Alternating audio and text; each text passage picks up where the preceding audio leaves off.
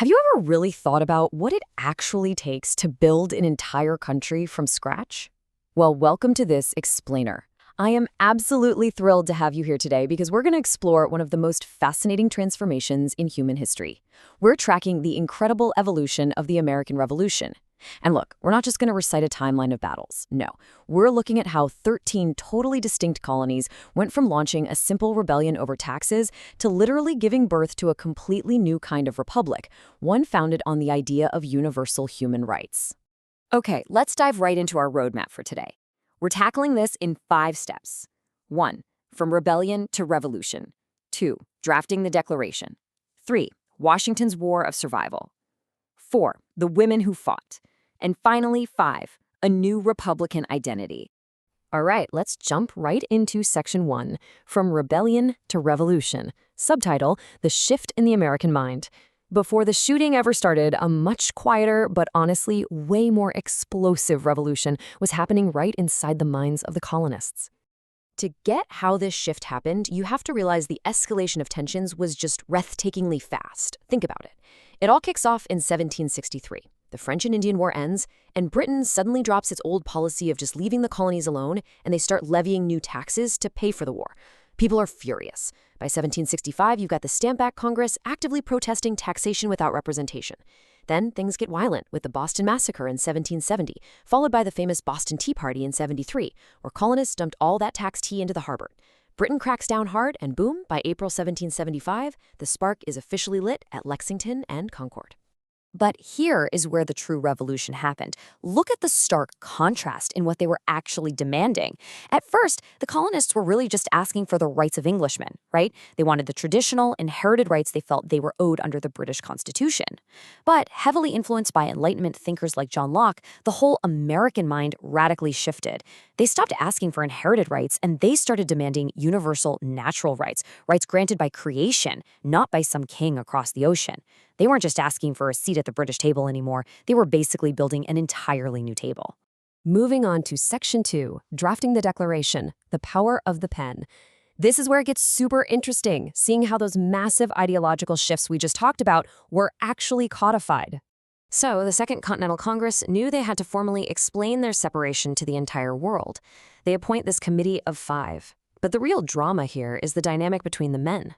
John Adams was the biggest, loudest proponent of independence, but he knew he was, well, kind of unpopular and obnoxious to some of the delegates. So he specifically corners a reluctant 33-year-old Thomas Jefferson and persuades him to draft the document in a rented room in Philadelphia. Adams basically argued that a Virginian ought to appear at the head of the business. And the result of Jefferson's isolated writing sessions gave us one of the most famous sentences in human history.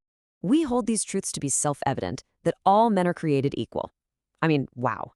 By invoking the laws of nature and of nature's God, this single sentence fundamentally transformed the conflict. It wasn't just a political squabble over taxes anymore.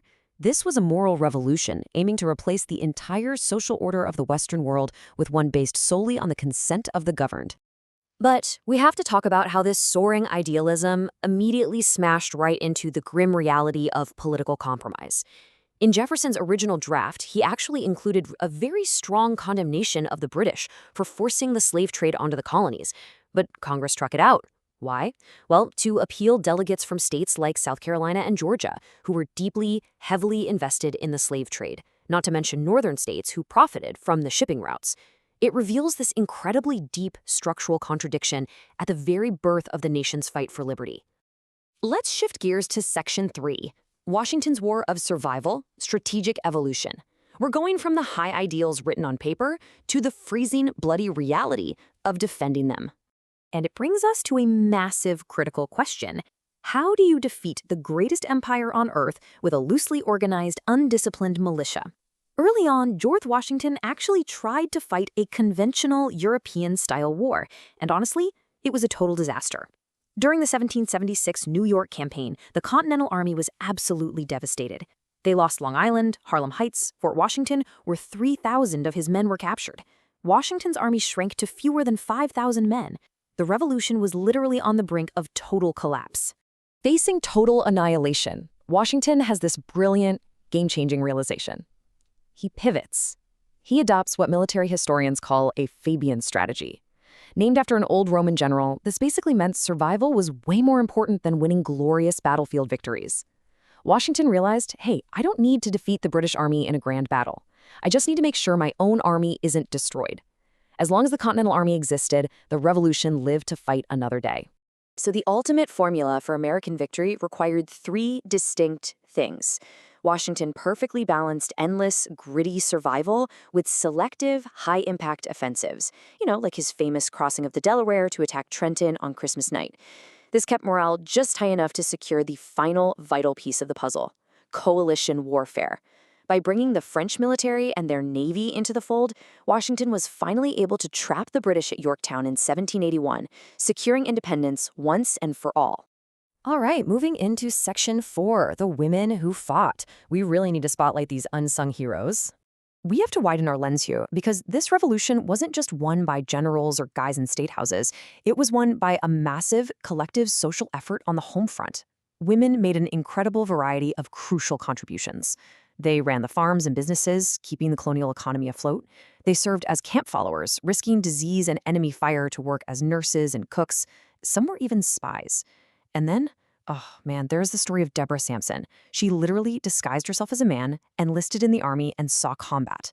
When she got shot in the leg, she actually extracted the bullet herself with a penknife and a sewing needle, just to keep her identity a secret. Absolutely wild.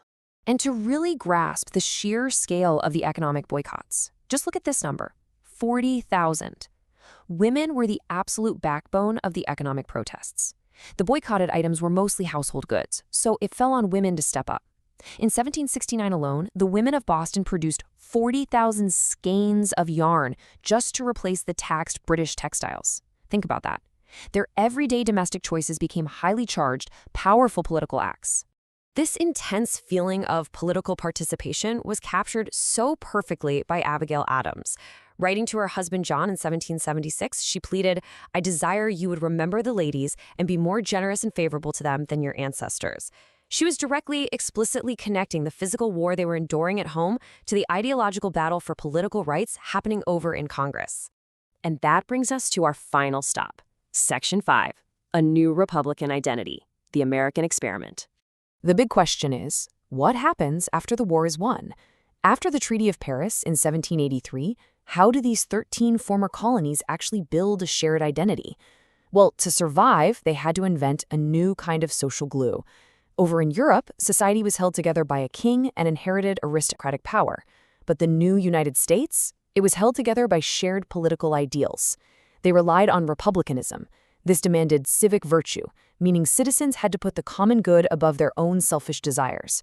It rested entirely on the consent of the governed, equality under the law, and a total intolerance of the kind of corruption they associated with the British crown. However, we've got to be objective here and look at the limitations of this new liberty. Despite this radical, world-changing shift in democratic ideals, a rigid gender and racial hierarchy remained totally intact. For example, the legal doctrine of coverture remained standard practice. This meant a woman's legal identity was entirely bound to her husband. Women still couldn't vote, couldn't easily own property on their own, and were largely excluded from the formal political rights promised by the revolution's own rhetoric. Which leaves us with a pretty provocative question to think about.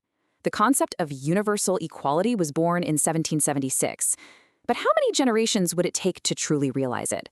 The American Revolution successfully established the blueprint for a modern republic, destroying the old idea of an inherited aristocracy. But the biggest takeaway here? The revolution wasn't an ending. It was just the opening argument in a long, difficult struggle to fulfill the promise that all men are created equal. A struggle that, honestly, was only just beginning. Thank you so much for joining me on this explainer today. Keep asking those big questions, and I'll see you next time.